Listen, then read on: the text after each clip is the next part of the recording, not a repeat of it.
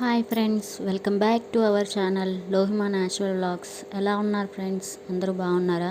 మేము కూడా చాలా చాలా బాగున్నాం ఫ్రెండ్స్. మీరందరూ కూడా బాగుండాలని మనస్ఫూర్తిగా కోరుకుంటున్నాను. ఈరోజైతే నేను పొద్దున్నే టీ తాగే అలవాటు కదా ఫ్రెండ్స్, కానీ ఈరోజు పొద్దున్నే అయితే టీ తాగలేదనమాట. లేగడం నేను సామాన్లు క్లీనింగ్కి అయితే వెళ్ళిపోయాను అనమాట. ఎందుకంటే నిన్నటి నుంచి నేను సామాన్లు అయితే అస్సలు తోమలేదండి. టైటిల్ చూసే ఉంటారు కదా, పాపకి అస్సలు బాగాలేదనమాట, చిన్న పాపకి. ఆ లాస్ట్ వీడియోలో నేను అన్నాను కదండి, పాప చాలా డల్గా ఉంది అనేసి. ఆ రోజు మాకు తెలియలేదండి, నాకైతే నా పాపకి నోటిపోతనమాట. నోటిపూత రావడంతో పాప డల్గా ఉంది.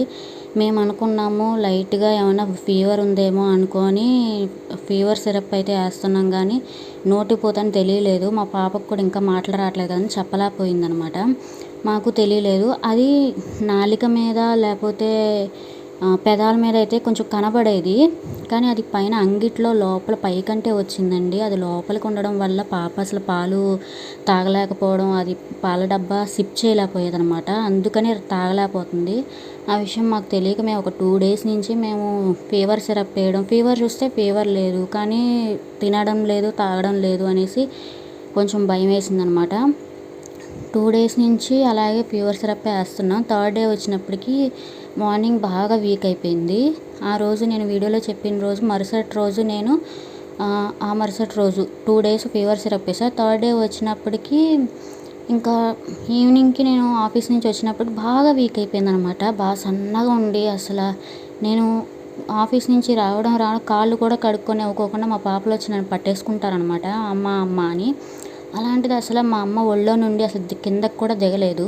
చాలా డల్ అయిపోయిందండి. అసలు ఏంటి ఇలా అయిపోయింది అని చెప్పి నాకు ఇంకా భయం వేసింది. మా అమ్మ కూడా అంటుంది, పిల్లని చూస్తే భయం వేస్తుంది, అసలే సన్నగా ఉంది, ఇప్పుడు ఈ 2 days నుంచి సరిగా తీసుకోకపోవడం, ఎంత బలవంతంగా పెట్టినా తినట్లేదు అనడంతో ఇంకా నాకు భయం వేసి అప్పటికప్పుడు హాస్పిటల్కి తీసుకెళ్దాం అనుకున్నాము. కానీ సరే అసలు ఏంటని చెప్పి ఫీవర్ చెక్ చేద్దామని చూద్దాం కదా అని అది తీసుకొని వచ్చాను చూద్దామని. పాప ఈ లోపల నాకు అప్పుడు చెప్పింది అనమాట, పాప నోట్లో వేలు పెట్టి చూపిస్తుంది. తను చెప్పలేక వేలు పెట్టి చూపించడంతో ఏంటా అని చూస్తే లోపలికి అంగిట్లో బాగా వచ్చేసిందండి, బాగా ఒరిసిపోయిందనమాట. నోటిపూత అంటారు కదా, నోటిపూతలా వచ్చేసింది. దానివల్ల తాగలేకపోతున్నా అని చెప్పి ఇంకా నేను అప్పటికప్పుడు హాస్పిటల్కి అయితే తీసుకెళ్ళడంతో ఇంకా ఆయింట్మెంట్ అది ఇచ్చారు, రాస్తే తగ్గిపోయిద్దమ్మా అనేసి. అక్కడికి వెళ్ళిన తర్వాత డాక్టర్ కూడా కనబడట్లేదండి. డాక్టర్ కూడా ఎక్కడొచ్చిందమ్మా, రాలేదు కదమ్మా అంటున్నారు.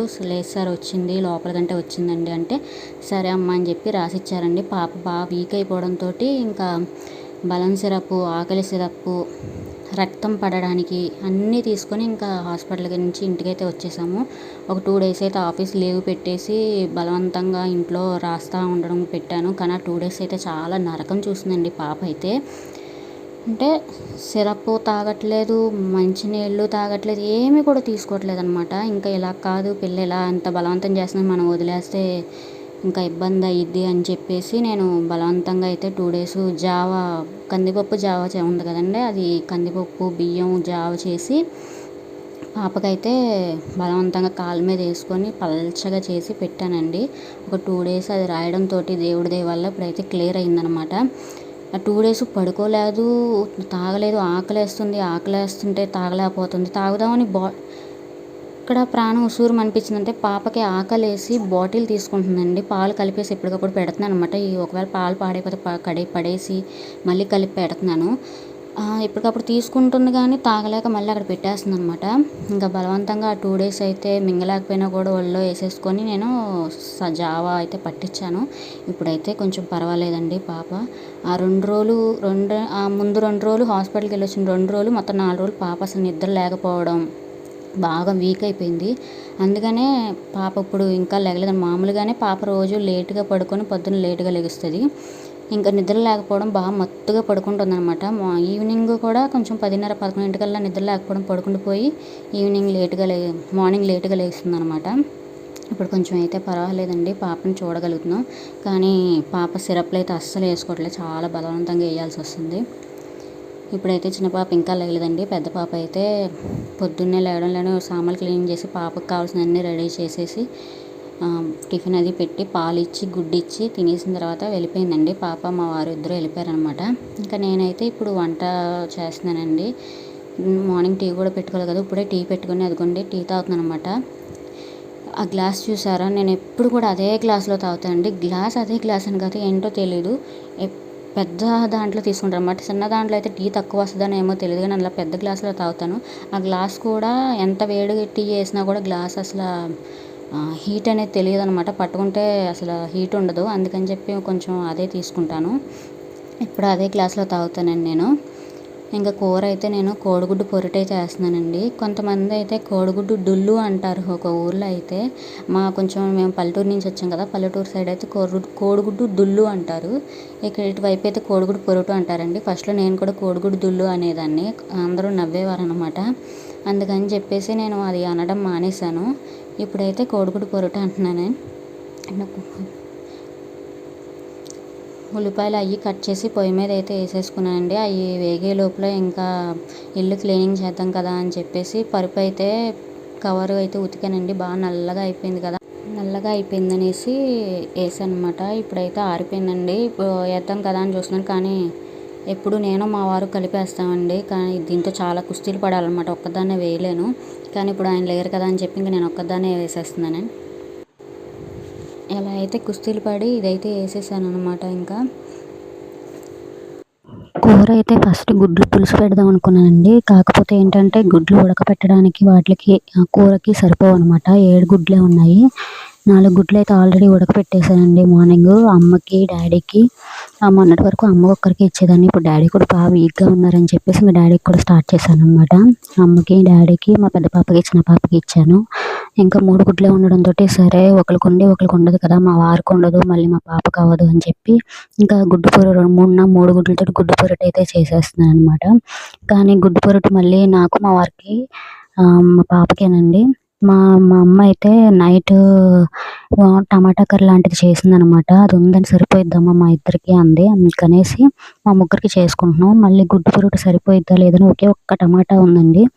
సరే ఎలాగో టమాటా ఉంది కదా, మళ్ళీ పాడైపోయిద్దేమో అని చెప్పేసి ఇంకా అది వేసేస్తున్నాను. మామూలుగా అయితే గుడ్డు పొరుటులో నేను టమాటా వేయనండి. అయితే కూర సరిపోయిద్దో లేదో అన్నట్టుగా టమాటా ఒకటే ఉంది కదా అన్నట్టుగా వేసేసాను అనమాట. టమాటాలు కూడా చక్కగా మగ్గిపోయినాయండి. ఉప్పు అయితే నేను ఆల్రెడీ వేసేసానండి. ఉల్లిపాయలు వేసుకునేటప్పుడే వేసేస్తాను సరిపడగా. ఇంక సరే కదా ఉప్పు వేసాను కాబట్టి ఇంకా ఉప్పు, కారం, పసుపు అయితే వేసేసుకుంటున్నాను. కారం అయితే మేము 1 చెంచా వేస్తానండి. అంటే చాలా తక్కువే తింటాం మేము కారం.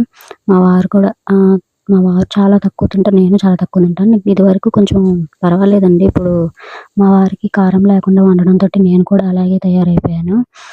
కారం లేకుండా తింటున్నాం అనమాట. మా అమ్మగారు మా డాడీ అయితే అసలు కారం ఎక్కువ తింటారు. నేను వండే కూరలు అయితే అంత ఇష్టంగా తినరు, ఎందుకంటే కారం ఉండదు, ఉప్పు ఉండదు అనేసి. మేమైతే ఉప్పు ఎక్కువ తింటాం, వాళ్ళేమో ఉప్పు తక్కువ తింటారు. మేము కారం తక్కువ తింటాం, మా అమ్మ వాళ్ళు ఉప్పు కారం ఎక్కువ తింటారని. అదనమాట. గుడ్లు అయితే 3 ఉన్నాయండి, 3 అయితే వేసేస్తున్నాను. కూర కోడిగుడ్డు పొరటు అయితే కొంతమంది గుడ్డు వేసిన తర్వాత పెద్దగా కలపకుండా గుడ్లు గుడ్లుగా వండుతారండి. నేను కూడా ఇదివరకు అలాగే వండేదాన్ని. కానీ అలా వండితే ఒక ఈవినింగ్ వరకు కూడా కూర ఉండకుండా స్మెల్ వచ్చేసిద్దంటండి, నాకు తెలియదు. ఫస్ట్‌లో నేను కూడా అలా గుడ్లు తిన్నట్టు ఉంటది కదా అని చెప్పి గుడ్లు గుడ్లుగా వండేదనమాట. ఎక్కువగా కలపకుండా అలా ఉంచేసేదాన్ని. సరే కదా అనుకుంటే తర్వాత తెలిసిన వాళ్ళు చెప్పారనమాట, ఇలా ఉంచితే సాయంత్రం వరకు కూర ఉండదు, బాగా కలుపుకుంటే ఫ్రై కింద చేసుకుంటే కొంచెం ఈవినింగ్ వరకైనా బాగుండిద్ది కూర, కావాలంటే మరుసటి రోజుకి కూడా ఉండిద్ది ఫ్రిడ్జ్‌లో పెట్టుకుంటే అన్నారు. అయినా మా కూరలు, మేము వండిన కూరలు మరుసటి రోజు వరకు కాదు, ఈవినింగ్ వరకే ఉండదులేండి. ఇలా చేసుకుంటే కొంచెం ఉండిద్దంటండి ఈవినింగ్ వరకు. పని అయితే అంతా అయిపోయిందండి. పాప అయితే ఇంకా లెగలేదనమాట.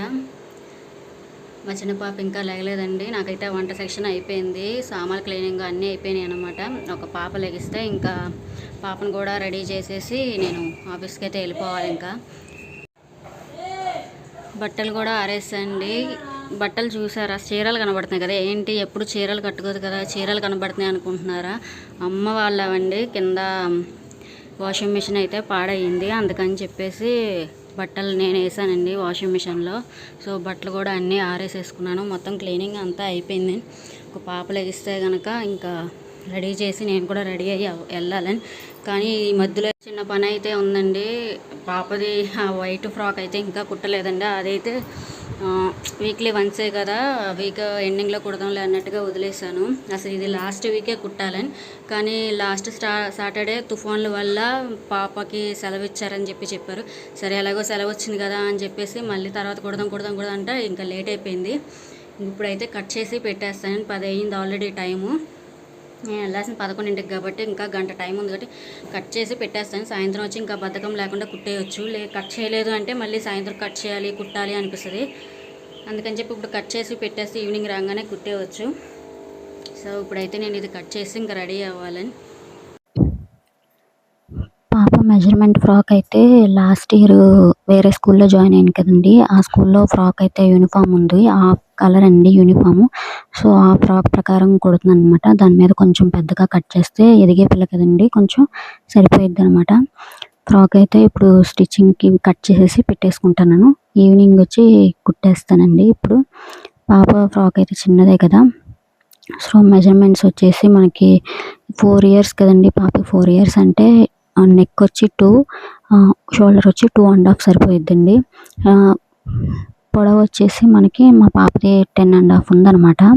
10.5కి నేను ఒక 2 ఇంచులు ఎక్స్ట్రా అయితే తీసుకుంటానండి. ఎందుకంటే 10.5 ఒక 1 ఇంచ్ వచ్చేసి హాఫ్ ఇంచ్ పైన హాఫ్ ఇంచ్ కింద ఖర్చులో పోయిద్ది కదండి. ఇంకో 1 ఇంచ్ ఎక్స్ట్రా పెట్టుకుంటే ఎదిగే పిల్ల కాబట్టి సరిపోయిద్దని అలా కట్ చేసుకుంటా. ఇక్కడైతే సెల్వేజ్ అయితే కట్ చేసేస్తున్నానండి. సెల్వేజ్ ఒక హాఫ్ ఇంచ్ ఉందంటే పోనీ ఖర్చులోకి వెళ్ళిపోయిద్దని ఉంచేసేదాన్ని, కానీ కొంచెం సెల్వేజ్ 1 ఇంచ్ దాకా ఉందన్నమాట. మళ్ళీ చిరాగ్గా కనపడిద్దని సెల్వేజ్ మొత్తం కట్ చేసాను. వెడల్పు అయితే మా పాపది పొట్టు అయితే పైనుంచి కింద వరకు సేమ్ అండి. ఆ చిన్నపిల్లలే కదండి, పెద్ద డిఫరెన్స్ ఏమి ఉండదు. పైనుంచి కింద వరకు బాడీ కొలతలు అంతే ఉండిద్ది. ఇంకా పాపది అయితే లెంత్ 12.5 తీసుకున్నాను. వెడల్పు వచ్చేసి 6.5 ఉందండి. 6.5కి ఇంకో 2 ఇంచెస్ అయితే నేను ఎక్స్ట్రా తీసుకున్నాను. హాఫ్ ఇంచు 1 ఇంచ్ వచ్చేసి మనకి టాక్స్ వేస్తాం కదండి, డాట్స్లా పెడతాం కదా మధ్యలో, సో దానికోసం ఒక 1 ఇంచ్ ఎక్స్ట్రా తీసుకున్నాను అనమాట. ఖర్చుకి వచ్చి ఒక 1 ఇంచ్ ఎక్స్ట్రా తీసుకుంటాను. ఇంకా మనకి చంక దగ్గర వచ్చి చిన్న పాపే కాబట్టి 4.5 సరిపోయిద్దండి. నెక్ వచ్చేసేసి మనకి 4 తీసుకున్నాను అనమాట. అలా తీసుకొని కట్ చేసేసుకున్నాను. ఇంకా అంతేనండి, ఈజీ. చిన్న పాప బాడీ పార్ట్ పైనది కట్ చేస్తే ఇంకా కిందదైతే పరికిణి కిందే కదండి, మామూలుగా ఆ లెంత్ కట్ చేసుకుంటే ఇంకా మనం కుట్టేసుకోవచ్చు అనమాట. చాలా ఈజీ ప్రాసెస్ అండి ఫ్రాక్ అనేది. ఇదైతే నేను ఫస్ట్ ఇంట్లో పని చేసుకొని మళ్ళీ ఇంటికి వచ్చి మళ్ళీ పని చేసుకొని మళ్ళీ ఆఫీస్కి వెళ్ళాలి, పనులు ఎక్కువ ఉంటున్నాయి కదా, కుట్టలేక ముందు బయట ఇచ్చేద్దాం అనుకున్నానండి. ఎలాగో షర్ట్స్ ఇస్తున్నాను కదా, ఇచ్చేద్దాం అనుకున్నాను. ఎంత అని అడిగితే ఫ్రాక్ కుట్టడానికి 300 రూపాయలు అన్నారండి. 300 రూపాయలు ఎందుకులే, మనకు వచ్చిన పని మళ్ళీ కొంచెం ఓపిక చేసుకుని కుట్టుకుంటే, ఒక ఫ్రాకే కూడా కాదండి, 3 ఫ్రాకులు అనమాట.